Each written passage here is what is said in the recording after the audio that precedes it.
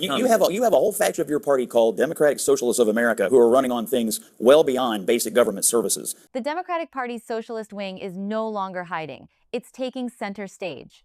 CNN brought on a panel to defend government-run healthcare, but Scott Jennings stepped in and completely dismantled their argument. Let's get right into it. American people understand that this country faces enormous crises, and they want change. That is why progressives have been defeating establishment candidates all across the country. Corbin Trent, co-founder of Brand New Congress, co-director of Justice Democrats, former communications director for AOC, just in case the folks out there aren't sure who you are.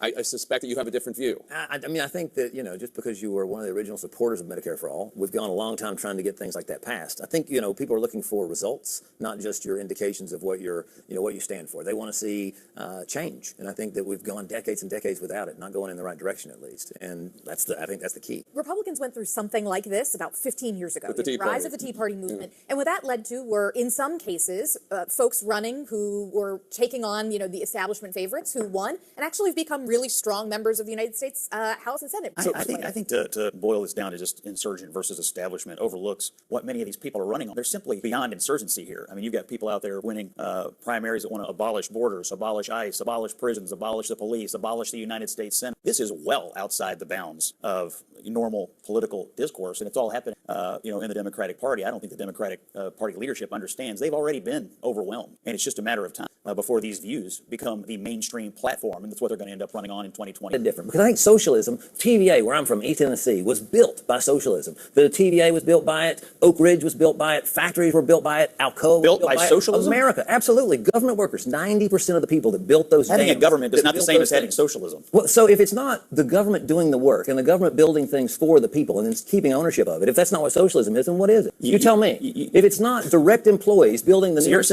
saying any level of or any amount of government is socialism. You have a whole faction of your party called Democratic Socialists of America who are running on things well beyond basic government services. They're running on absolute and total radical anarchy. Do you think Medicare for all is social? Well, I think if the government overtakes an entire sector or an entire industry, that's the proposal, that would be socialism, absolutely. And there are countries around the world that engage in socialist practices where they have taken that over, and the outcomes for those people in many cases are terrible. Government intervention is what broke our healthcare system in the first place. Obamacare blew up premiums, and now the same politicians who broke it want total government control to fix it. Don't buy their endless gaslighting.